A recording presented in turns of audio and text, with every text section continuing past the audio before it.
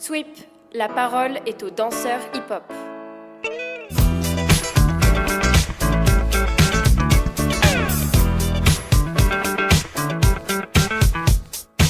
Yo yo yo, Marie Marcon, a.k.a. la femme aux boucles d'oreilles les plus improbables. Comment ça va? Ça va, je suis super contente d'être avec vous. Chez moi. Bienvenue. Chouette. Pour ceux qui nous rejoignent, bienvenue. Bienvenue sur Sweep. Je rappelle que le podcast est disponible sur Spotify, Apple Premium, Deezer et YouTube. Donc voilà, bienvenue pour le 3e épisode de la saison 2. Aujourd'hui, c'est un peu particulier parce que c'est la première fois qu'on retrouve une personne en direct. Donc on est dans le salon de Marie avec Mathis posé sur son tapis bordelais. Voilà. Est-ce que pour démarrer simplement, peut-être tu peux te présenter comme tu le sens. En quelques mots. Ouais. Je m'appelle Marie, je suis bordelaise et je suis danseuse professionnelle. Je danse en compagnie depuis 9 ans. Et voilà, j'ai commencé la danse à 5 ans. J'ai commencé par la danse classique. Après, j'ai fait du modern jazz, du contemporain et du hip-hop. Et voilà. Ok. On peut dire que t'es de Bordeaux. Oui. Et t'as quitté Bordeaux pendant pas mal d'années. Et là, t'es revenu récemment là sur Bordeaux. Pourquoi? Je sais pas, je me dis si on plante un peu, tu vois, le cadre de...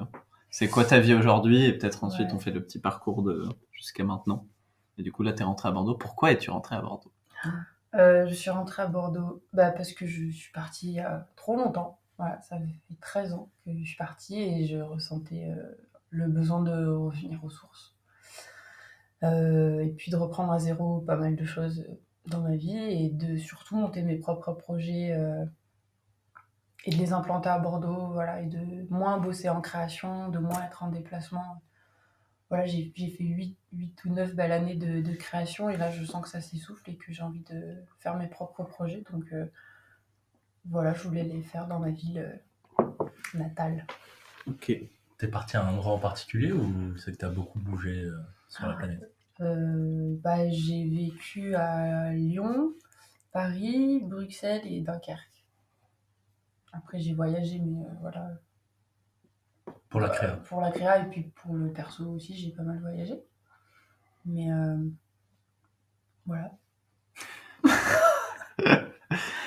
Hier, on discutait du fait que t'avais pris des cours de hip-hop, etc. Moi, j'étais persuadé que t'étais danseuse contemporaine. Et tu me parlais du fait que chez les danseurs contemporains que tu côtoies des fois, pour eux, t'es une danseuse hip-hop. Mm. Et chez les danseurs hip-hop, t'es une danseuse contemporaine. Tu penses que si on essaie de pointer des caractéristiques de ta danse qui font que comme ça, des fois, il y a ambiguïté, tu penses que c'est dû à quoi? Je pense que c'est dû à comment les gens se représentent un danseur et un style de danse. Enfin, par exemple, dans le milieu contemporain, on m'a très vite dit oui, t'es une danseuse hip-hop ou t'es un peu trop hip-hop. Mais parce que dans ma gestuelle, pour eux, il y a des énergies et des codes qu'ils connaissent pas vraiment, ou ils ont vite un cliché aussi de la danseuse hip-hop. Et dans le milieu hip-hop, c'est l'inverse. Mais c'est trop drôle, moi ça me passionne en fait de faire ces constats-là, mais dans le milieu hip-hop, je suis plutôt très très contemporaine parce que j'ai pas non plus perfectionné un hip-hop. Je me suis pas perfectionnée en fait en hip-hop et ni en contemporain. Je vais pêcher un peu tout ce que j'aime dans ces danses-là, au niveau surtout des énergies, plus que dans les formes et dans la technique. Et voilà, moi après, je me sens multiple. Enfin, je dis pas que je suis danseuse contempo ou hip-hop.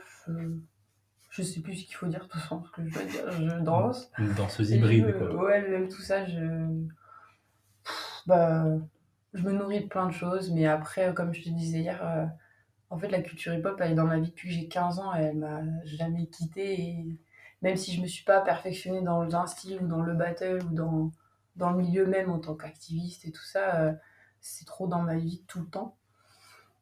Donc je me sens hyper connectée à cette culture au fond de moi. Et j'assume aussi le fait que j'ai pas non plus perfectionné un truc dans le milieu, donc je suis pas Je suis pas une référence dans le milieu hip-hop et tout ça, mais c'est trop dans ma vie et, euh, et dans ma danse aussi, ouais, au niveau des énergies surtout. Je sais pas si j'ai répondu. Si, je sais pas de toute façon si... Je sais pas si ça a un intérêt de passer du temps à essayer de poser des mots sur le style de danse de quelqu'un, tu vois. Je pense que de toute façon, les gens intéressés regardent les danseurs et qu'il y a peut-être d'autres sujets à aborder. Mais on a un petit rituel et la personne qu'on reçoit à chaque fois avant la personne concernée dans le podcast a pour mission de définir la personne suivante en 3 mots. C'était qui avant? Et du coup, avant, c'était Marceau, Ah, on se connaît que tu encore. connais un peu, et de lui poser une question d'un sujet à aborder. Nous, on a plein d'idées de sujets à aborder avec toi, mais si ça te dit, on commence un peu par la question que Marceau t'a posée. Comme ça, on déblaye un petit sujet, et ensuite, on pourra parler des autres trucs. Du coup, Marceau, il t'a défini en 3 mots. Et Mathis, tu vas m'aider si je me rappelle pas des 3, mais il a dit gracieuse, douce et mystérieuse. C'est ça. C'est ça. Voilà, on te le donne comme ça. Très bien. Et le sujet qu'il souhaitait qu'on aborde, c'est un sujet très précis, c'est les réseaux sociaux et c'est l'impact. Que ça a sur la pratique, sur notre pratique qui est la danse. Et moi pour y être, oui, je suis sur les réseaux, mais je m'en sers pas énormément pour le travail. Et on me contacte pas forcément sur les réseaux pour le travail. J'ai tellement fait mon réseau avant qu'il y ait toute cette génération d'Instagram que j'en ai pas trop l'utilité aujourd'hui, mais je crois que je me rends compte que les jeunes d'aujourd'hui, en fait, j'arrive pas à savoir si pour eux c'est obligatoire de passer par les réseaux parce que c'est vraiment en vogue en ce moment. Ou s'ils peuvent ne pas y passer et se frayer d'autres chemins, mais ça va être plus difficile. Mais c'est clair que c'est une vitrine. C'est une vitrine, quoi. Tout passe par la vidéo et la photo maintenant. Et ouais, j'avoue, c'est un sujet hyper vaste. Par exemple, je sais pas, pour étayer un peu le truc dans ton cas, je suis déjà allé sur ta chaîne YouTube, par exemple, et tu mets des vidéos. Oui. C'est pas les réseaux sociaux, mais tu mets des fois des vidéos de ce que tu fais. T'es pas le genre de personne qui en met tous les jours, tu vois. Oui. Mais tu en mets, toi, quand tu les utilises. Ouais. C'est quand tu utilises Internet pour poster des choses, c'est dans un but précis. C'est pour que ce soit accessible à des gens justement que je peux rencontrer ou qui veulent voir un peu ce que je fais. C'est un moyen hyper pratique et rapide. Tu tapes le nom et le prénom de la personne et voilà, tu as vite accès visuellement à ce qu'elle fait, donc c'est hyper pratique. Et c'est très bien et c'est nécessaire aussi, je pense, pour rencontrer des gens à distance, pour le travail et tout ça. Après, je pense que c'est juste qu'on peut vite se perdre là-dedans. Ça devient carrément des objectifs premiers de faire the vidéo, de poster. Ou ça devient une priorité dans le cheminement du danseur. Et je pense qu'on peut aussi vite se perdre dans la représentation à travers l'image, tu vois. Et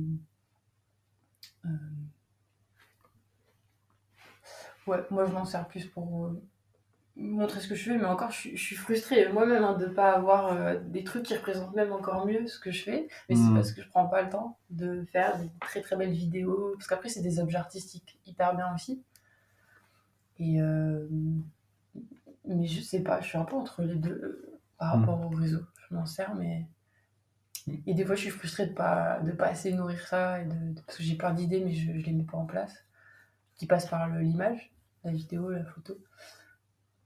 Mais je suis contente de ne pas avoir à m'en servir pour du travail. De ne pas être dépendante du truc. Ouais. Ça, tu nous parles de comment tu te sers plus ou moins des réseaux comme vitrine, mais est-ce que tu t'en sers aussi pour découvrir des danseurs, aller chercher aller chercher de l'inspiration, des choses comme ça? Pas tant que ça. Moi, c'est vrai que mes inspi, c'est trop marrant, je vais plus les chercher dans des livres, des documentaires, des films, des compagnies de danse que j'aime beaucoup, mais je vais plus sur les sites internet des compagnies. C'est vrai que Les réseaux, je m'en sers comme des blogs. Moi, je poste plein de trucs. Genre, mon Facebook, il fait trop rire. C'est un blog. Je poste un documentaire que j'ai vu la veille, je sais pas, plein de trucs. Mais pas forcément en lien avec la danse. Pas tout le temps, en tout cas. Ou des trucs que moi j'ai fait donc pour partager mon travail. Et Insta, bah, c'est un Insta photo. Je poste mes photos. Et quelques trucs en danse de moi, mais pareil. c'est ouais, c'est vrai qu'il n'y a pas un truc clair. Marie danseuse, il y a tout, tu vois. Voilà, je sais plus ce que je voulais dire. Si on essaie, pour finir un peu de situer, avant de rentrer dans des questions, où t'en es aujourd'hui, là, du coup, t'es rentré à Bordeaux et t'as arrêté certains des projets dans lesquels t'es avec les compagnies pour te libérer du temps, si je suis fidèle à ce que tu me racontais. Et du coup, on va pouvoir parler de pourquoi. Mais si on s'étend pas trop, mais qu'on essaie de faire ton parcours, t'as pris des cours de danse, de différentes danses, du coup t'as développé ta danse et t'as été dans des compagnies, dans plein de compagnies différentes. Est-ce que c'était un but quand t'as pris les premiers cours de danse classique et de hip-hop à 15 ans et tout? Est-ce que c'était un but que ça devienne ton métier ou pas du tout? Ça a été assez vite un but, ouais. En fait, je faisais du hand et de la danse. Ok. Et je savais juste que j'allais faire, que mon métier, ça allait être un des deux. je voulais pas du tout avoir un métier un peu comme, bref, un métier dans un bureau, un truc plus lambda. Je savais que je voulais être dans le sport ou dans l'artistique. Et puis j'ai choisi la danse à un moment donné. Mais ouais, quand j'ai choisi la danse, c'était pour en faire mon métier. J'étais très vite déterminée à me dire je serai danseuse, point barre, il n'y aura rien d'autre. Donc oui, ça a été assez vite. Et tu te rappelles du moment, il y a eu un moment clé où tu t'es dit vas-y, c'est pas le handball, c'est la danse? Ou ça s'est fait par mon choix un peu naturellement? Ça s'est fait, non, c'était vraiment un temps de réflexion parce que j'adorais les deux, vraiment. C'était un choix à faire pas évident. Et j'ai juste écouté ouais, mon intuition. Ça a été la danse. Ok. Et dans toutes les danses que tu as faites, du coup, tu as fait du contemporain, du classique, et puis après, tu t'es ouvert au hip-hop. Comment tu as réussi à travailler un peu sur toutes ces danses? Parce que c'est quand même 3 danses différentes qui sont quand même super riches. Et genre, pour exceller dans ce genre de danse, faut taffer. Comment t'as réussi à pas t'y perdre? Je crois que justement, je suis allée me perdre dans tout ça. Je suis allée tout explorer. J'ai beaucoup travaillé toute seule. J'ai pris plein de cours techniques dans ces disciplines-là. Et à un moment donné, j'ai stoppé. Et je suis partie dans une salle toute seule déconstruire un peu toutes ces bases, mais qui restent des fondations. Mais je suis allée les déconstruire dans la forme, dans l'énergie. Et j'ai beaucoup bossé toute seule pour trouver, moi, comment mon corps il bouge. Il a envie de bouger sur plein de vies différentes. Enfin, trouver ma propre danse, parce qu'en sortant du conservatoire et des cours, et ben, je dansais, mais je refaisais ce que j'apprenais en cours. Donc ça a été beaucoup de travail en solo, quoi, en salle, à chercher, à beaucoup improviser toute seule. Et après, je suis allée me nourrir aussi pas mal à l'étranger, dans des compagnies de danse que j'aimais trop, qui proposaient des stages avec des danseurs et qui transmettaient la matière du chorégraphe. Et là, bah, je faisais des stages chez Ofesh, chez Ster, Vendée-Kibus, voilà, des chorégraphes étrangers qui avaient des matières bien à eux et qui, du coup, pareil, je m'en inspirais. Et après, j'ai eu un prof à Paris qui m'a beaucoup aidé. Ça restera toujours mon tonton, c'est Dominique Lesdema, qui fait partie du collectif Jeux de Jambes et qui est un incroyable pédagogue et danseur et humain. Et il m'a beaucoup, pareil, aidé, je sais pas, et dans ma danse et en termes de psychologie, il m'a beaucoup aidé à me trouver, à digérer un peu toutes ces infos.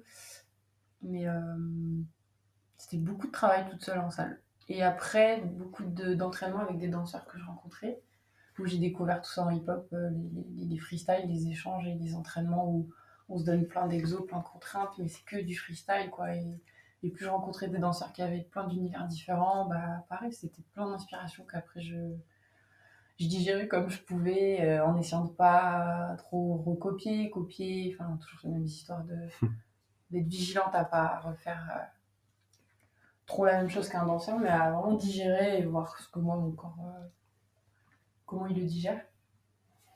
Et après, j'ai rencontré Mufasa, et là, c'est vrai que j'ai été beaucoup, beaucoup inspirée d'elle, et d'avoir beaucoup bossé avec elle en créa, ça a vachement façonné ma danse d'aujourd'hui.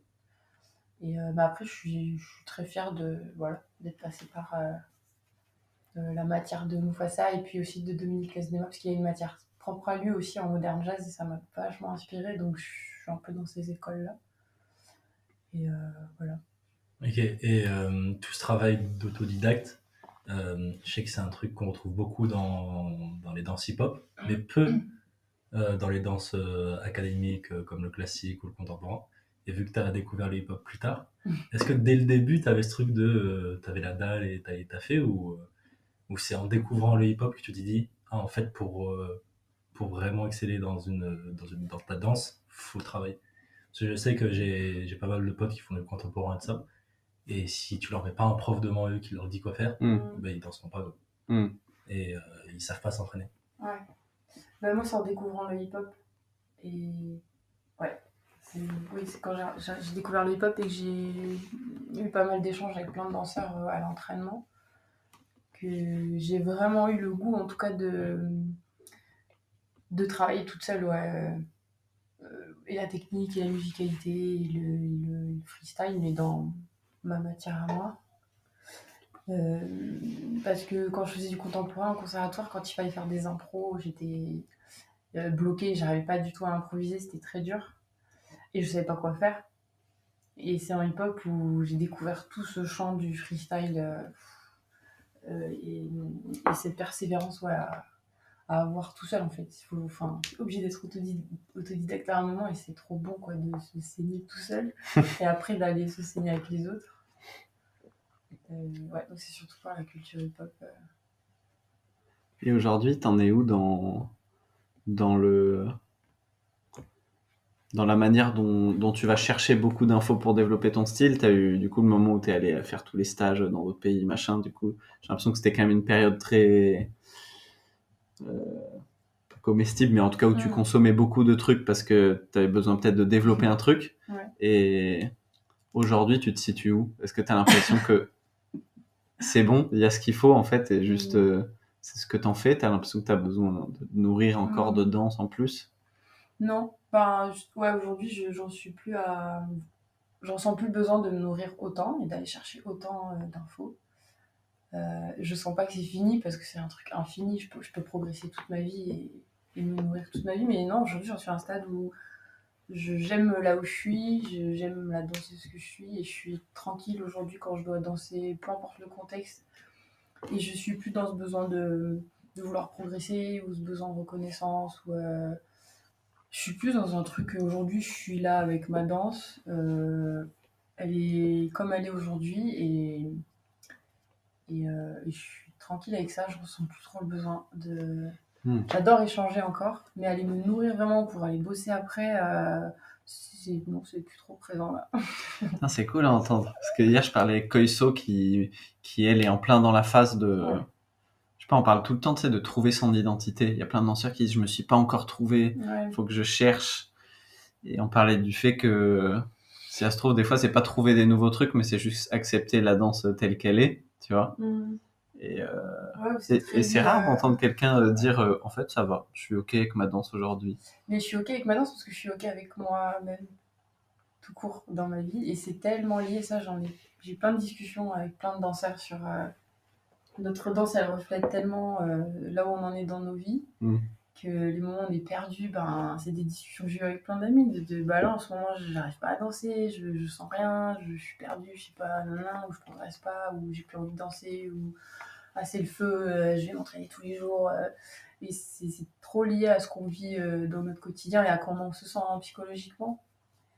Moi, pendant des années, même on me le disait de l'extérieur, il faut que tu trouves encore ton identité, t'as pas encore trouvé ton identité, et en fait, c'est trop chiant à entendre, mais en même temps, ça me donnait c'était un moteur pour aller bosser et trouver encore plus ma personnalité. Mais après, c'est clair qu'il y a la définition, elle peut être assez vaste. Moi, je me suis vite dit, ok, il faut que je trouve ma personnalité. Ça veut dire il faut vraiment que je sorte du lot, que j'ai une personnalité très forte et que je fasse vraiment des trucs que personne n'a jamais fait.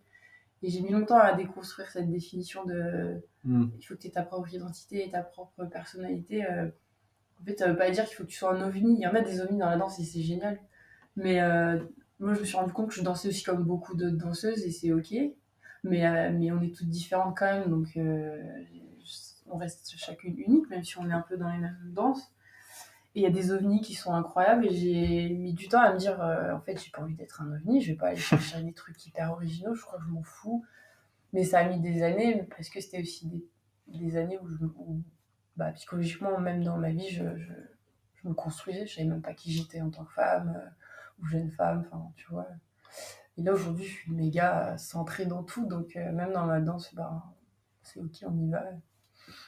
Et puis si je fais un passage pas ouf selon les gens, je m'en fous. Si je fais un passage, ouah, je sais pas, hyper technique, j'ai envoyé tout ce que je pouvais, bah c'est ok. Enfin, Tant mieux. je fais avec ce qui vient sur le moment. Mais il y a des moments, j'adore me sentir que j'ai envie de me dépasser et j'ai le stress et là je vais me pousser. Ou à d'autres moments, je vais être, là j'ai envie d'y aller tranquille et on va assumer. Et c'est quoi les principaux, je sais pas, les outils que tu as un peu utilisés pour essayer de trouver ta personnalité? Genre dans le sens où, je sais pas, par exemple, des fois on parlait avec Noé et il disait que là, derrière moi, il voulait que faire des moves qu'il aimait, tu sais, mais qui étaient agréables pour son corps. Tu vois.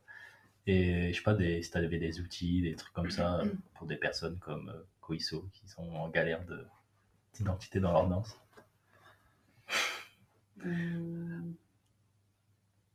Bah, quand je rencontre des danseurs là, qui ont 22 ans et qui me disent ça, ou je sens qu'ils sont même en formation et qui ont vraiment envie d'avancer, je leur dis à chaque fois, nourris-toi, c'est la période où tu peux te nourrir de tout ce que tu veux.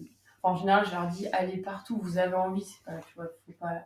Je leur dis, allez partout où vous avez envie de vous nourrir, s'il y a des stages, des machins, des chorégraphes, j'en sais rien, même des auditions, je leur dis, là c'est le moment d'aller chercher tout ce que vous pouvez. Ça va être le bordel, mais il y aura un temps de digestion, et après ce temps de digestion, je leur dis souvent, écoutez ce qui vous plaît, ce qui vous convient, et suivez ça, pour pas vous perdre, pour pas aller dans certains endroits du milieu de la danse où ça peut ne pas convenir, et puis tu peux te perdre aussi, et je pense que se trouver soi, c'est s'écouter en fait. Mais c'est très facile à dire. C'est très facile à dire. Surtout quand tu débutes et que tu connais pas le milieu, bah, tu vas un peu partout, tu prends tout ce qui peut se présenter à toi. Mais plus tu écouteras ce que ton corps il a envie de prendre et de faire. Enfin, je pense que le meilleur outil, c'est d'arriver à s'écouter tout en allant se nourrir de beaucoup, beaucoup de choses et de digérer. Et moi, là où j'ai le plus appris, c'est dans ce que j'ai pas aimé faire. Il y a des pièces que j'ai faites ou des chorégraphes avec qui j'ai bossé ou des expériences que j'ai vraiment pas aimé, c'était pas mon truc et je me disais c'est pas moi, j'ai l'impression de mentir sur scène. Enfin, j'étais malheureuse. T'as un exemple concret? Peut-être sans dire des noms, mais je sais pas de trucs dans le corps que tu devais faire et que... Ben, parfois c'était soit oui des chorégraphies, vraiment du chorégraphe, mais juste c'est pas mon truc à moi, donc il y avait pas de plaisir et même dans le corps, je jugeais, je l'assume aujourd'hui, je jugeais en plus. Je disais que c'était nul, gna gna gna. Ou alors c'était une comédie musicale dans laquelle j'avais bossé, c'était mon premier contrat. Voilà, je me suis retrouvée dans le milieu du showbiz à faire sur scène des choses vraiment que j'aimais pas, mais en plus être dans le milieu du showbiz. Donc j'avais trop la sensation quand je montais sur scène de mentir, quoi, limite des fois de me prostituer, c'était trop fou de sentir des trucs comme ça. Et j'étais trop malheureuse. Mais plus tu passes par ce que t'aimes pas, plus ça dessine aussi ce que tu vas aimer ou ce que t'aimes. Et ça, c'est une leçon de vie aussi dans mon quotidien, d'aller dans ce que t'aimes pas, parce que ça dessine encore plus ce que t'aimes en fait. J'ai envie de te poser 2 questions différentes, mais on va plutôt aller vers un des deux. Sur ton Facebook, tu avais partagé il y a 2-3 ans peut-être, ou 3-4 ans, j'étais tombé sur le mini-documentaire des interventions que vous faisiez avec Tismé dans je sais pas si c'était des maisons de retraite, dans des EHPAD, où je vais le dire avec mes mots, mais où en gros vous faisiez un peu des impromptus, enfin vous alliez dans des chambres auprès de personnes âgées, soit qui étaient alitées, soit qui étaient... et j'avais l'impression qu'en fonction de l'instant et de comment vous sentiez la personne, vous faisiez des choses très spontanées, soit avec du chant, soit avec de la danse, soit avec du toucher, mais qui avait pour peut-être but juste de produire de l'émotion, de faire quelque chose à la personne qui sortait de son quotidien. Donc je le dis avec mes mots. C'était quoi le projet en quelques mots? Alors le projet s'appelle Age et c'est un projet qui est né avec Tismé d'une discussion qu'on avait sur nos grands-parents. On parlait de nos grands-parents. Et je sais pas, dans la discussion, on s'est dit, mais ça serait trop bien qu'on crée un spectacle pour rendre hommage aux personnes âgées. Donc on a voulu créer un duo. Donc sur les personnes âgées, sur la vieillesse. Et avec le collectif Art Track, du coup, on en a beaucoup parlé. Et puis et avec le CCNRB de Rennes aussi, bref, en parlant de tout ce projet-là, on a eu l'occasion d'aller dans un EHPAD à Rennes pendant 5 jours. Donc d'y aller en immersion pendant 5 jours. Donc du matin au soir, on était à l'EHPAD et on intervenait dans les chambres individuelles et aussi dans les lieux communs dans l'EHPAD. Et c'était que des impros. Voilà, on faisait des impros de chant, beatbox, danse, donc dans chaque chambre. Et oui, comme tu dis, selon la personne qui avait et comment elle était, comment elle recevait ça, et ben on s'adaptait. C'était de la composition instantanée avec ces personnes-là. Et c'était magique. Voilà, il y a eu des moments assez incroyables et révélateurs de comment l'art peut révéler des choses chez des personnes en difficulté. Surtout dans ces structures-là où voilà, on sent que le quotidien, c'est que pour les personnes qui travaillent dans ces structures-là, elles considèrent les résidents comme limités. Après, c'est le cas. Mais nous, artistes qui venons de l'extérieur, on n'a pas du tout, on ne sait pas en fait là où sont les limites. Donc on vient en se disant qu'il y a un champ des possibles qui est là. Et qu'avec l'instinct, on sent si on peut faire bouger la personne, si on peut la faire danser, si elle peut se lever de sa chaise, voilà. Et il y a eu pas mal de belles surprises où on nous dit, voilà, elle n'a pas bougé depuis 2 ans, elle ne parle plus depuis 3 ans, elle a Alzheimer. Et nous, en fait, avec le chant, le beatbox et la danse, et ben, ça a débloqué voilà, une dame qui avait Alzheimer qui s'est mise à nous parler de sa famille après nous avoir vu danser. Et l'infirmière, elle était en larmes parce qu'elle n'avait jamais parlé d'elle. Une femme en fin de vie qui s'est réveillée, qui a commencé à chanter et à bouger son corps alors qu'elle était en fin de vie, elle ne bougeait plus. Bon voilà, j'en passe, mais c'était assez incroyable. En gros, on s'est servi de tout ce qui se passait en EHPAD pour ensuite le travailler en studio et le transposer dans le spectacle. Du coup, on avait créé 30 minutes de danse, sous forme de duo, quoi, de création, mais avec tout ce qui se passait en EHPAD. Donc on avait aussi des enregistrements audio des ambiances, des résidents. On a même retranscrit clairement une scène qu'on a pu vivre dans le spectacle. Donc voilà, c'était un très très beau projet. C'était le premier projet dans ce genre-là que tu faisais? Alors là, je me situe jamais chronologiquement dans ma vie. Est-ce que c'était le premier? Oui, c'était dans les débuts, pour moi en tout cas, de ce travail de danse et de rencontrer des publics. Je sais jamais utiliser. On dit public empêché et public spécifique, mais moi je vais trouver un terme pour les définir plus tard. Mais oui, c'était mes premières expériences en tout cas. Ok, tu dis les débuts parce que tu as continué. Du coup, après, ouais, j'ai commencé à. Après cette expérience-là, j'ai travaillé avec pas mal de publics différents. Alors, déjà, on a fait plusieurs maisons de retraite avec Tiffany.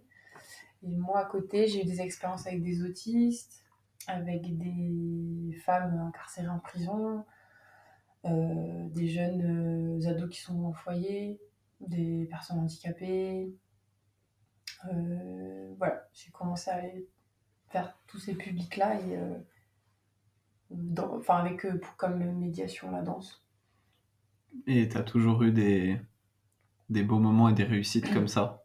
Mais à chaque fois, c'est assez dingue. À chaque fois, il y a au moins 1 ou 2 moments où tout le monde est bouleversé parce qu'il y a eu un déblocage ou un truc qui se révèle chez la personne. Voilà, il y a eu un enfant, j'avais passé une semaine avec des enfants autistes. Et puis il y a un petit, toute la semaine, alors lui il parlait pas, il était non-verbal et on pouvait pas trop l'approcher, il restait vraiment en périphérie tout le temps. Il parlait pas et donc il a passé la semaine quand même avec nous pendant les ateliers de danse. Et puis le dernier jour, on sait pas pourquoi il est venu me prendre la main. Donc déjà, c'était incroyable qu'il s'approche de moi et qu'il me prenne la main. Et il a commencé à chanter. Oui. Et quand tu vis ce genre de moment, alors que tu sais que, voilà, que de base, cet enfant ne parle pas, ne t'approche pas, mais qu'à la fin de la semaine, il y a ça, c'est que, voilà, c'est que tout ce qui s'est passé avec la danse et la musique, ça a eu un impact quelque part. Et j'en ai un milliard des anecdotes magnifiques comme ça, mais du coup, d'avoir vécu ça, je sais encore plus combien. C'est des preuves en fait, c'est des preuves que l'art, ça peut vraiment être comme un soin sur des choses qui peuvent être limitées chez des personnes. Je trouve que ça donne trop confiance d'entendre ça, parce que dans les politiques culturelles, des créations artistiques, de ce qu'on a l'impression qu'on attend de nous en tant que je sais pas, danseur, artiste, chorégraphe, j'ai l'impression qu'il y a un peu une injonction à faire de l'art complexe, tu vois, et à faire de l'art élitiste, et à faire de l'art avec beaucoup de raisonnement, et à faire de l'art qui va élever la pensée, etc. Je trouve qu'on parle tout le temps de ça, et on parle très peu du fait que ça peut marcher si simplement, en fait. Et l'entendre énoncer comme ça fait se dire, bah ouais, en fait, si ça se trouve, faut juste être dans l'action. Mais moi, perso, par exemple, ça me fait peur d'avoir confiance et de me dire, ouais, vas-y, je vais aller dans une maison de retraite ou auprès de ce genre de public et ça va marcher. Je trouve que c'est dur de se dire que ça va marcher. Je crois que justement, je pense que les personnes avec qui ça marche, entre guillemets, parce que pour moi, c'est pas que ça marche ou ça marche pas, c'est. Enfin, du coup, je vais parler de moi, mais je crois que c'est lié au regard que je peux porter sur ces personnes-là, même en dehors de la danse ou de l'atelier ou du cadre. Depuis que je suis petite, les gens différents, je les regarde avec des yeux. Je sais pas pourquoi, j'ai toujours été attirée par des gens qu'on va considérer comme différents. Mais même à l'école, le petit qui est tout seul dans la classe et tout le monde va se foutre de lui, moi je vais aller vers lui et je vais le trouver trop mignon et je vais essayer de lui parler. Mais en gros, j'ai toujours été. Je vois de la beauté chez des personnes chez qui qu'on peut rabaisser ou qu'on peut mettre de côté. Et du coup, c'est vrai que tous ces publics-là, moi quand j'y vais, je sais déjà que je vais voir des choses belles chez elle et du coup je vais pas avoir de barrière. Après il y a des peurs, c'est normal, mais je suis convaincue que comment dire, que la danse elle est accessible à tous. Je sais que tout le monde peut danser et que même un corps handicapé peut être en mouvement. Et du coup c'est vrai que moi en allant, je sais pas comment dire, je crois déjà en eux donc j'y vais assez facilement et après c'est un feeling aussi sur le moment, c'est clair à sentir. Et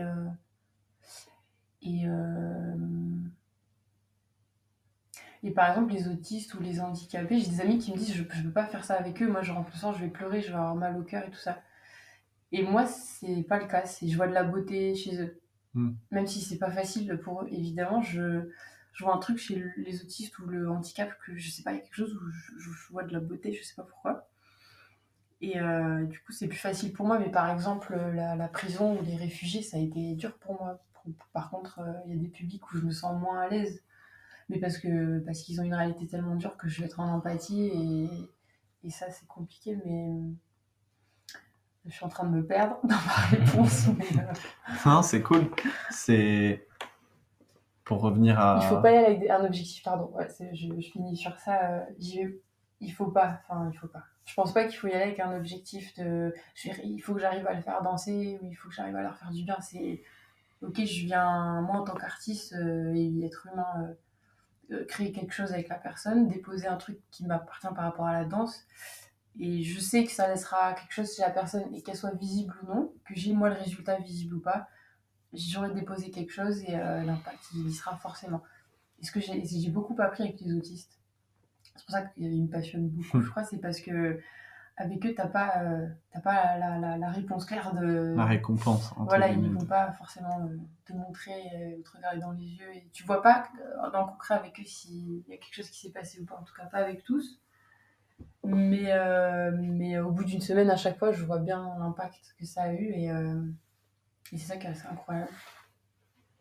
C'est drôle parce que genre moi je suis pas insensible à ces publics, parce que genre des fois je peux regarder des films, je peux voir je sais pas, des témoignages ça qui me touchent, mais j'arrive pas à me dire vas-y faut que je fasse un truc vers ces gens-là, tu vois. Et je sais que par exemple Tom, il fait plein de trucs qui kiffe trop faire ça, faire des trucs avec les réfugiés, des choses comme ça. Et là il m'a proposé un projet pour m'occuper de faire un spectacle avec des réfugiés. Mais genre, je me suis un peu dit, vas-y, essaye de le faire, force-toi à le faire pour voir faire un truc concret avec eux, pour voir si ça te plaît, tu vois. Mais si j'écoutais vraiment mon moi profond, j'aurais envie de dire non, mais parce que genre, je sais pas en fait comment me comporter avec eux, je sais pas, j'ai peur d'être maladroit, tu vois. D'être maladroit et encore les réfugiés, ça va, mais les autistes, je comprends pas, j'arrive pas à savoir comment faut être avec eux et tu sais, des fois, il y a des choses, ça peut genre juste me surprendre, ça peut me faire rire, mais au final, pas tant, je sais pas, tu sais. Et j'ai l'impression d'être à des années-lumière de pouvoir les comprendre, tu vois. Ouais. Bon, après, ce qui est à la fois difficile et génial, c'est que c'est l'inconnu total. Quand tu vas rencontrer des publics comme ça, c'est des personnes que j'appelle des invisibles, comme je le disais hier. C'est des personnes qu'on voit pas dans notre quotidien, donc on les connaît pas, on connaît pas la maladie, enfin on les connaît pas en fait. Et on connaît pas il y a des mots, j'ose même pas dire en fait.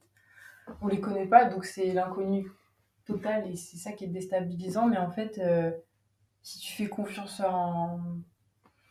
juste au fait que ta démarche est déjà d'aller les rencontrer. Moi, ça m'a chamboulé toutes ces expériences-là par rapport à mon statut d'intervenante artistique dans le cadre de l'atelier, tout ça.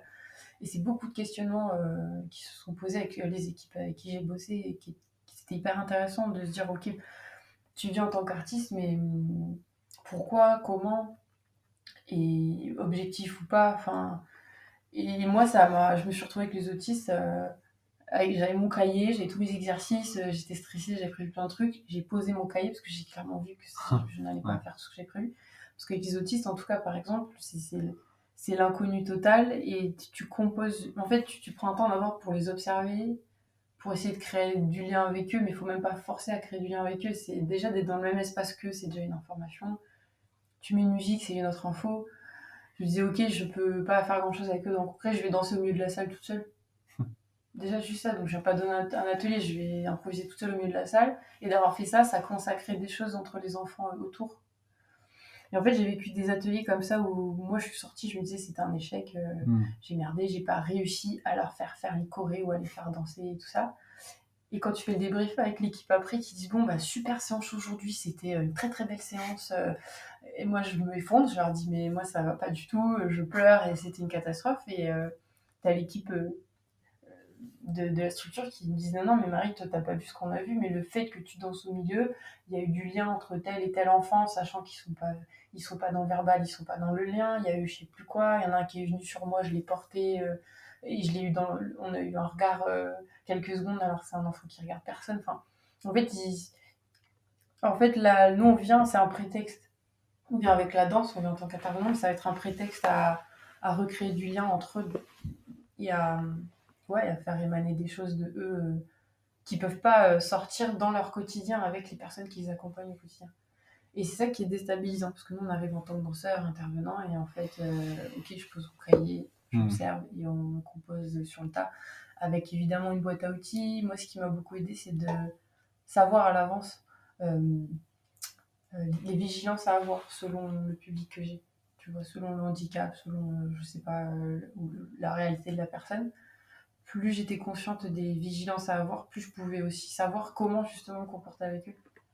Tu vois, si tu as peur d'être maladroit ou de les heurter ou quoi, bah c'est ce que je conseille à tous les artistes avant de bosser avec des publics comme ça, c'est de bien se renseigner auprès des équipes et de se renseigner tout court sur le public lui-même, quoi.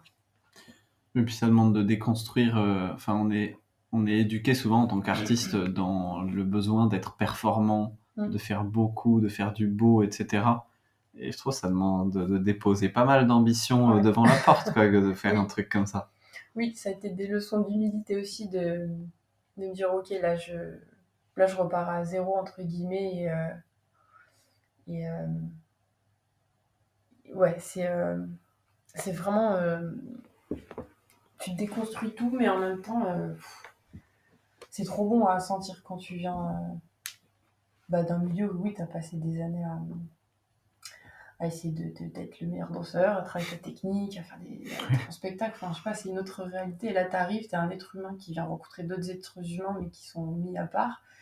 Et tu viens avec la danse. Et en fait, moi, ça me faisait beaucoup de bien quand une personne de la structure me disait, tu sais, Marie, si t'arrives ne serait-ce qu'un tout petit peu à les mettre en mouvement, c'est déjà énorme. Et qu'on me dit ça avant que je commence, ça me soulageait d'un poids. Je disais, ok, oui, en fait, tranquille, c'est pas, j'ai pas de compte à rendre là. C'est juste énorme pour eux qu'il y ait une personne de l'extérieur qui vient pour eux. Et si j'ai eu des séances où on parlait pendant 1 heure et puis on dansait pendant 30 minutes. Et en fait, c'est ok. C'est que de l'humain, c'est du social, c'est des apprentissages énormes. On switch de sujet. On va pas faire une fausse transition, si ça te va. Parce qu'il nous reste 20 minutes et c'est cool si on prend le temps de parler de ça. Comment l'introduire? Je prends mes notes. T'es en train de monter une association. Est-ce que je te laisse en parler ou est-ce que tu veux que... Je vais en parler, je vais essayer de faire court. Ouais.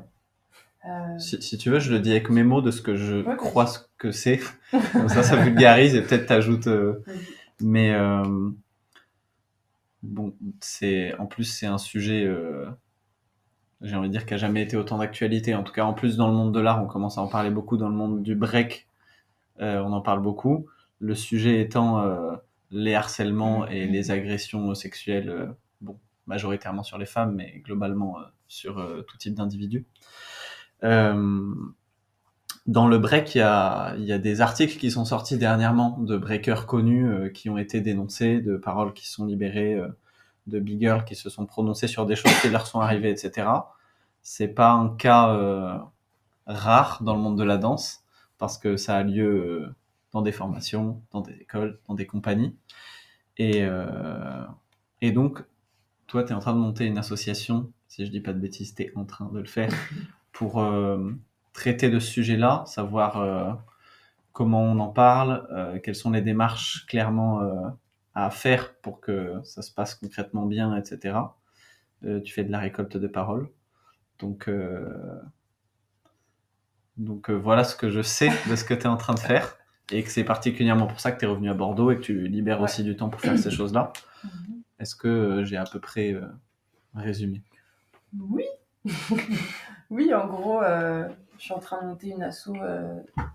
Moi, c'est pareil, je suis en train de trouver les bons mots pour en parler, mais ce serait une association d'aide aux victimes de violences physiques et morales, dont harcèlement et abus sexuels.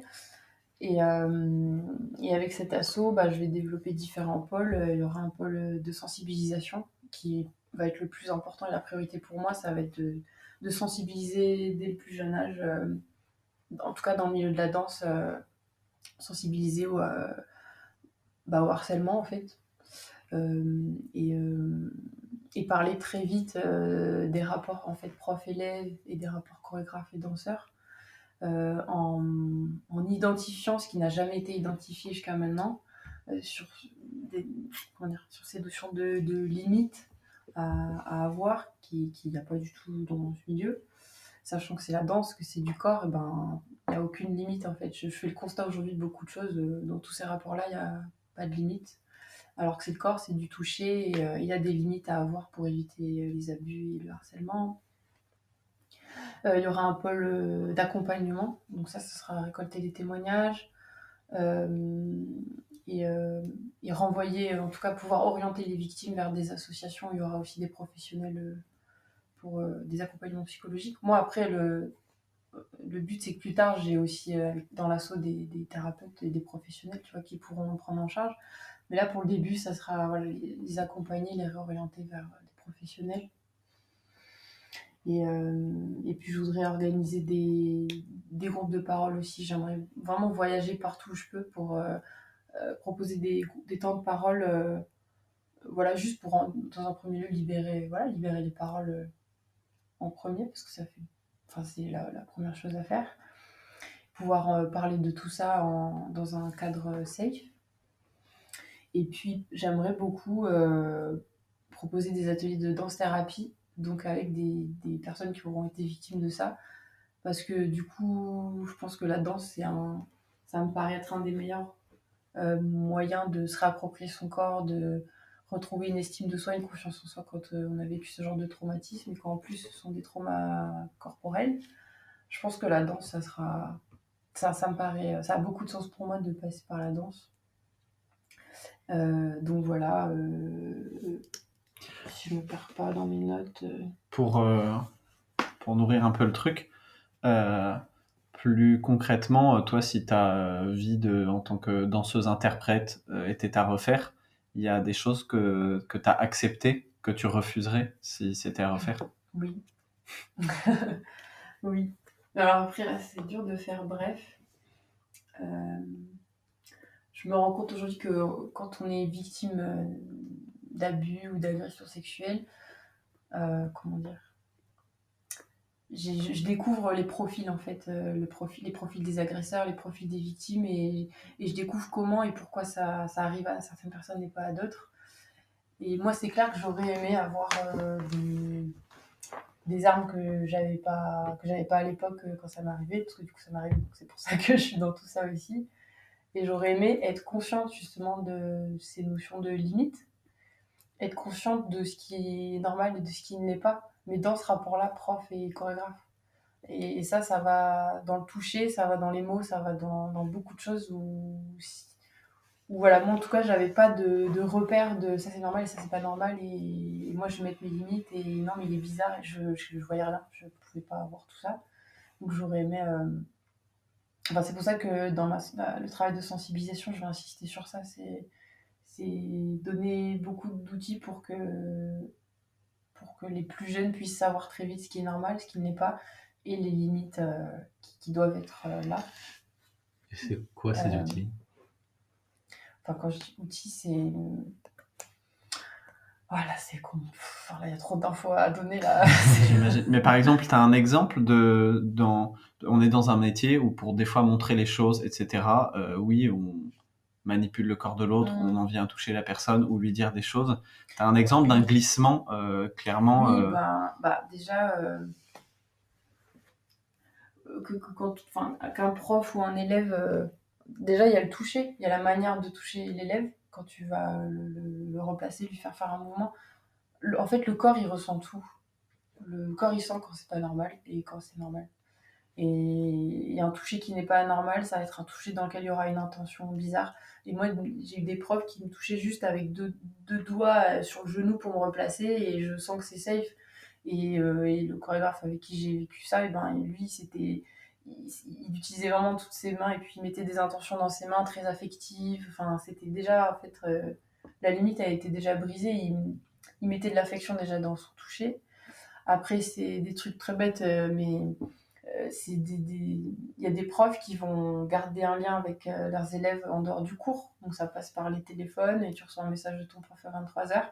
Il y en a qui vont tout de suite se dire c'est bizarre, je réponds pas, mais il y en a d'autres comme moi, je vais être perturbée, je vais pas comprendre et je vais tomber dans le piège. Donc c'est ces limites-là en dehors du cours, mais aussi dans le cours, dans les mots qu'on utilise et les parties du corps qu'on va toucher. Voilà, moi il y a des filles qui commencent à venir me voir et à me dire il y a un prof qui m'a mis la main sur telle partie du corps et en fait j'ai ressenti quelque chose de... Je me suis pas sentie bien, mais je sais pas pourquoi, et je lui dis en fait tant que toi quand ton ressenti en fait il est pas ok, c'est que c'était pas ok. Mais des fois même le prof ne sait pas, enfin tu vois, il y a un travail énorme à faire de sensibilisation pour que même l'agresseur entre guillemets, des fois ils sont pas conscients de ce qu'ils font, des fois ils sont très conscients. Mais il y a tout un travail à faire de réidentifier tout ça en fait et de poser les bons mots et de poser un cadre et des limites. Mais ouais, c'est... Voilà. Pour prendre un cas concret, et du coup peut-être que des gens, ça peut servir à des gens qui nous écoutent pour les débuts des démarches, et de toute façon les gens se tourneront aussi vers toi et ton association si ça leur est utile, mais dans le milieu de la danse, j'ai des amis très proches qui se sont fait abuser et, et qui sont dans la situation où, je vais dire elles au pluriel, qui sont dans la situation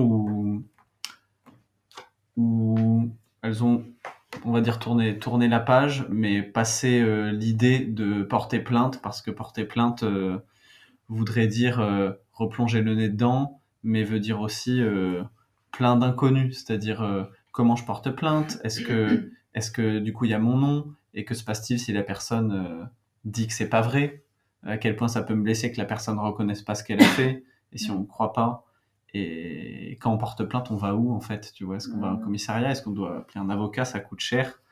C'est toutes ces questions-là qui font que du coup, les personnes, malheureusement, quand j'en parlais avec elles, me disaient juste, ben, c'est peut-être plus simple de pas le faire et de passer, de continuer ma vie, tu vois. Toi, je sais pas comment ça s'est passé pour toi et jusqu'où t'es allé dans les démarches, etc. Mais ça serait quoi tes conseils? Ben, je vais pas donner de conseils, je vais parler de moi. Je pense plus de de ce que moi j'ai fait, parce que ça dépend de chacun, chacune, et de l'histoire de chacun et de chacune. Moi déjà, j'ai mis 13 ans à conscientiser ce qui m'est arrivé. Voilà. Pendant 13 ans, les seuls mots que j'utilisais pour cette histoire, c'était j'ai vécu une relation bizarre avec un chorégraphe quand j'étais jeune. Voilà, je le nommais comme ça. Il a fallu que je voie une psy 13 ans après, que je lui raconte l'histoire en détail pour qu'elle me dise vous avez été victime d'agression sexuelle, vous étiez sous emprise d'un pervers narcissique, etc. D'accord. Elle m'a dit voilà, en gros, quand on vit un trauma, notre cerveau a la capacité d'occulter quand c'est assez violent et grave. Et il y a une forme de déni qui est là très vite, voilà, pour se protéger. Mais le corps, en fait, il ressent énormément de choses. Donc c'est pour ça que j'insiste toujours sur faut écouter son corps. Parce que moi, mon corps, il m'a parlé des années, avec des douleurs au dos pas possibles, des crises pas possibles. Et c'était le dos. Et bon, bref. Et quand j'ai mis les mots et que j'ai conscientisé ce qui m'était vraiment arrivé, pareil, j'ai mis beaucoup de temps à aller porter plainte parce que j'avais exactement les mêmes questions et les mêmes peurs. Et j'étais seule. Et ce qui m'a aidé, c'est quand j'ai rencontré un groupe de danseurs et de danseuses sur Bordeaux qui étaient en train comment dire, de démarcher contre ce même chorégraphe. Et en fait, à partir du moment où tu te sens plus seule, parce que tu parles avec d'autres personnes qui ont vécu la même chose, déjà, le fait de plus se sentir seule, ça donne beaucoup de force. Mais pour ça, il faut libérer la parole et en parler. Donc moi, je leur ai parlé tout de suite de mon histoire. Ça a créé un lien tout de suite avec ce groupe. Et là, on s'est soudés entre nous et on est allé porter plainte à plusieurs. Voilà, moi, je suis allée porter plainte avec 2 autres filles. Et j'étais pas toute seule. Ça m'a donné beaucoup de force. Après, pour aller porter plainte, voilà, on est allé au commissariat. Et puis on arrive à l'accueil. Alors, c'est pas facile. Si t'es bien accueilli, c'est bien. Si t'es mal accueilli, c'est très dur. Faut savoir qu'il y a souvent des psychologues au commissariat, donc on peut aussi tout de suite demander d'abord avoir une psychologue avant d'aller porter plainte, parce que des fois, c'est même pas les flics qui vont te le dire. Donc, sachez qu'il y a des psychologues dans les commissariats qui accueillent aussi les victimes. Et voilà, je me suis retrouvée dans une salle avec un policier hyper gentil, hyper bienveillant, qui je sentais qu'il était en empathie et qui m'expliquait il m'expliquait que la plainte, ça allait être difficile, il y a des questions très précises, voire dérangeantes, mais c'est parce qu'ils ont un espèce de logiciel, je sais pas quoi, enfin, il m'expliquait tout. Donc c'était assez safe. Et oui, ça a été très dur de replonger du coup dans le souvenir, tu racontes tout. C'est très éprouvant, mais le fait de tout raconter, que la personne en face le tape, le mette dans quelque chose de concret, et que en fait, je suis sortie du commissariat, il y a un poids énorme qui était parti. J'avais l'impression d'avoir des petites ailes. Vraiment, je me sentais hyper légère et ça a été éprouvant, mais j'ai senti que j'avais posé un colis et que c'est bon, c'est là-bas. Et qui est justice de fait ou pas, en fait, je l'ai fait pour moi. Et ça, j'ai mis longtemps à comprendre qu'aller porter plainte, c'est d'abord le faire pour soi, pour s'enlever un poids, parce que tu t'en remets à la justice et je sais pas, psychologiquement ça te rassure et ça t'allège. Après, il y a eu un gros taf à faire sur s'il y a une suite ou pas au niveau de la justice, ben voilà, là faut gérer la colère, faut gérer la frustration. Mais enfin voilà, enfin moi j'ai réussi à accepter pas mal de choses et à agir autrement pour mener le combat quand même. Mais voilà, je pense que de toute façon, d'abord, il faut arriver à libérer sa parole à soi auprès d'une personne, auprès d'un professionnel ou auprès de plusieurs personnes. Et à partir de ce moment-là, on se sent plus seul. Et c'est ça qui donne de la force à toutes les victimes. C'est qu'une fois qu'on se sent plus seul, on y va en fait, on y va ensemble. Et voilà. Mais je pense que oui, porter plainte, enfin, je peux dire qu'aujourd'hui ça aide énormément, mais les peurs et les questions, elles sont vraiment normales. Voilà. Dans les écoles de danse ou même des trucs qui vont former soit des danseurs interprètes ou des chorégraphes, c'est des questions qu'on n'aborde jamais. Alors j'ai appris justement il n'y a pas longtemps que dans beaucoup de structures, j'ai plus les termes exacts, mais en fait il y a énormément d'endroits, il y a énormément d'endroits comme des écoles, des formations ou des entreprises où ils ont obligation de faire intervenir une fois par an des personnes pour sensibiliser contre le harcèlement. C'est censé être obligatoire une fois par an dans beaucoup de structures. Donc évidemment, en tout cas dans le milieu de la danse, personne ne le sait, personne ne l'applique, mais du coup on m'a envoyé le texte de loi qui dit ça, donc je vais m'en servir. Mais oui, on n'en parle pas du tout, mais comme à l'école, on parle pas assez de... Comme on parle pas assez de toute façon de sexualité et de prévention contre le harcèlement et de tout ça en fait. Et on n'en parle pas, non, dans les écoles de danse en fait, et les compagnies, c'est surtout, on vient te faire de toi un danseur. Le rapport, il est juste dans comment je vais travailler ce corps pour qu'il soit un bon danseur. Toi, quand tu es élève, comment je vais travailler mon corps pour être un bon danseur. Et il y a très peu de psychologie qui est abordée, qui est conscientisée, il y a très peu de... Mais c'est qu'en fait, on est beaucoup à ne pas savoir que là, dans le rapport prof-chorégraphe, c'est pas normal ce qui se passe. On le sait même pas. On pense que c'est normal parce que c'est de la danse, parce que c'est mon chorégraphe, parce que c'est mon prof. Donc voilà, après, heureusement qu'il y a des endroits où c'est bienveillant, où il y a des profs et des chorégraphes très bienveillants. Mais ouais, malheureusement, on parle pas assez. Et toi, est-ce qu'il y a eu des... Parce que là, on parle de l'harcelé et le harceleur, mais il y a aussi des témoins en général. Est-ce que toi, les témoins, ils t'ont aidé et est-ce que tu aurais des conseils à donner à des témoins de ce genre de choses? Parce que des fois, le truc, c'est que on voit ce genre de choses. Je sais que j'ai des amis à qui ça arrivait, mais des fois, on ne sait pas forcément comment réagir et qu'est-ce qu'il faudrait faire pour aider la personne.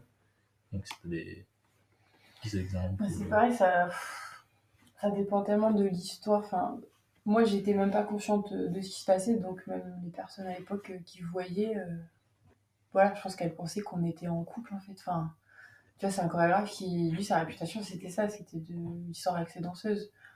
Donc moi qui croyais que c'était une relation amoureuse, bah, je savais pas, donc mes copines, pas pareil, elles pensaient pas. Après, là, j'ai eu des... Oui, il y a des filles qui m'ont...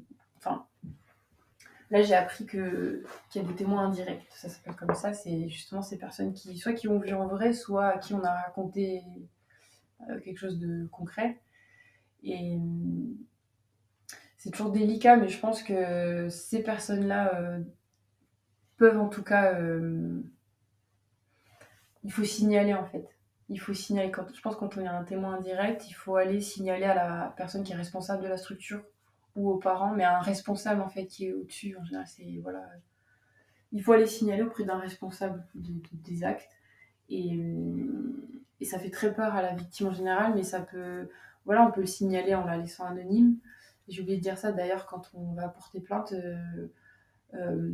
si l'agresseur est interrogé après, ça reste anonyme. Nous, on n'est pas cité, on est protégé. Il faut savoir que notre identité elle est protégée quand on va porter plainte. Après, s'il y a procès et tout ça, évidemment. Voilà. Mais je pense que les témoins directs doivent signaler auprès des responsables. Après, selon les cas, les contextes, c'est délicat, mais mettre en confiance la victime au max, parce que mais après, des fois, on a tellement peur qu'on va vraiment dire à la personne, t'en parles pas. Mais je pense que soit il faut signaler, soit il faut faire comprendre à la victime que ça lui ferait beaucoup de bien d'aller voir, d'aller dans une asso, tu vois, d'aide de victime, d'aller en parler à un professionnel. Enfin, après, j'ai pas la solution, c'est délicat. Oui, bien sûr. Mais je trouve que les témoins devraient aller signaler, à une personne responsable. Ouais. On arrive vers la fin de la conversation. Si j'essaie de rebondir sur quelque chose qu'on se disait hier, mais si tu démarrais un projet chorégraphique ou que tu démarrais une formation de danse, il y aurait quoi du coup pour toi comme fondamentaux à ajouter? Imaginons dans une formation de danse, à Bordeaux il y a des formations de danse, il y aurait quoi comme genre de sujets à aborder ou de fondamentaux qu'il n'y a pas encore pour... c'est une question très ouverte, mais on parlait par exemple du fait que la vision qu'on a d'un danseur-interprète aujourd'hui, c'est que c'est un corps et qu'on parle pas et qu'il y a très peu de verbalisation des choses.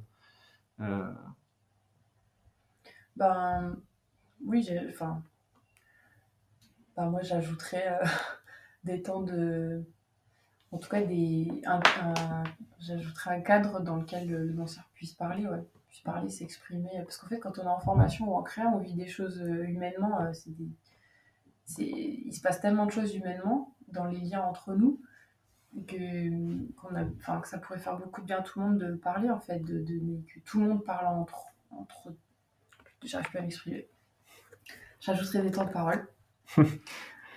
Des temps de parole, plus de psychologie en fait, plus de psychologie dans le lien, dans la façon de se parler entre nous, et que les profs, les chorégraphes, il y a une hiérarchie, tu vois, ils sont au-dessus de l'élève, au-dessus du chorégraphe, qu'ils aient plus confiance en fait que le danseur, c'est pas qu'un corps, il a son vécu, il a ses traumas, il a ses blessures, et que voilà, d'être plus conscient de ça dans le travail. Donc ça voudrait dire prendre plus soin de l'autre. Et ça serait top. Et puis, franchement, ce travail de sensibilisation contre le harcèlement, je pense que c'est nécessaire. J'ajouterais quoi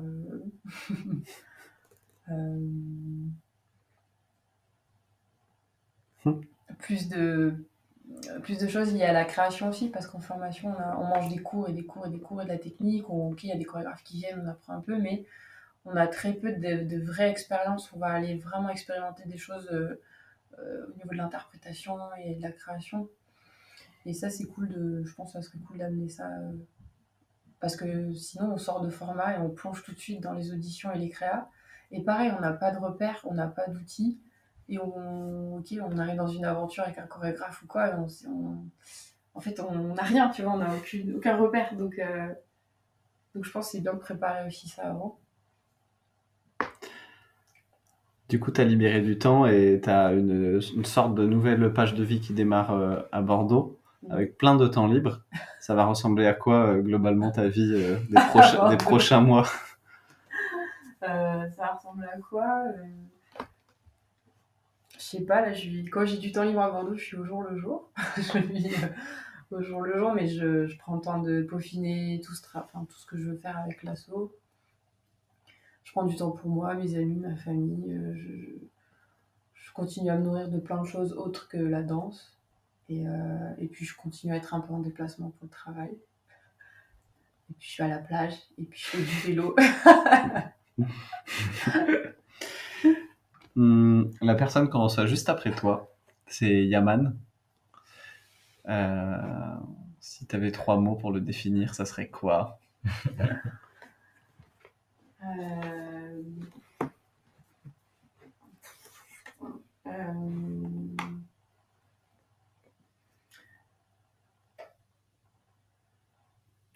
Je sais pas.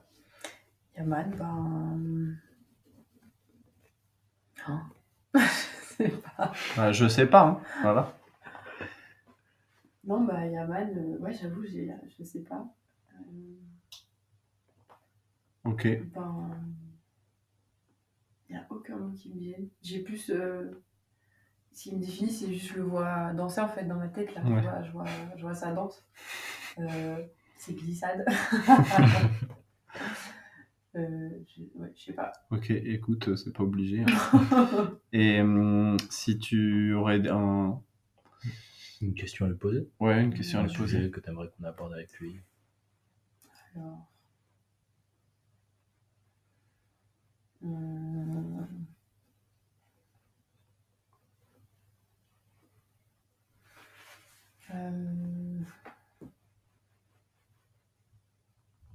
crois qu'Yaman, vu qu'il est assez connu, j'ai pas la question, peut-être vous la formulerez plus tard, mais ça m'intéresserait moi d'entendre parler des gens très connus dans le milieu, qui sont très admirés, tu vois, que les gens les mettent un peu au-dessus, savoir comment eux en vrai ils vivent ce positionnement-là d'être connus, qu'on les admire, et c'est comme des icônes, tu vois, pour pas mal de gens, comment sincèrement ils le vivent, tu vois.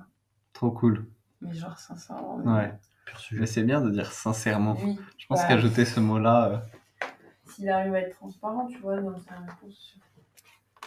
Moi, ça m'intrigue dans le hip-hop, ça. Quand t'as vraiment un blaze et que t'es vraiment hyper connu et que t'es une référence, je vois des fois les réactions où on peut nous être complètement, mais genre c'est Dieu, et moi je trouve ça abusé, hein. Alors, de l'extérieur, je me dis c'est trop.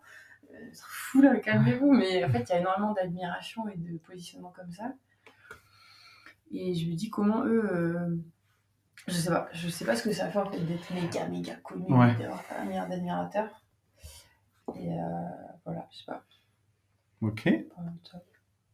Eh bien, nous en sommes à la fin de la conversation. Merci Marie. Mais merci les gars, vous êtes Merci venus à pour tout. Bordeaux, Ouais. Aïe, dans un aïe, aïe. petit studio. On va aller boire une bière.